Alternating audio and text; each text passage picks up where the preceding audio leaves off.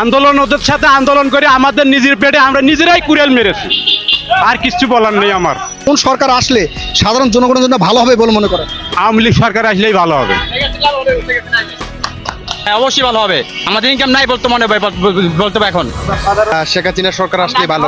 আমি একজন Uber driver. আমি গত 6 মাস আগের কথা আপনাকে স্টেটমেন্টটা দিচ্ছি। সেটা হলো, আগে আমি দৈনিক 4,000 টাকার উপরে ইনকাম করতাম। মানে আমার সংসারটা মানে চালাইতে আমার কাছে হিমশিম খাইতে হয়। আমি 400 টাকা কাম করছি ভাই, আগে 1000 টাকা কাম 1200 কাম করতে 1000 টাকা, আর 400 টাকা 750 বেড়ে ভাই।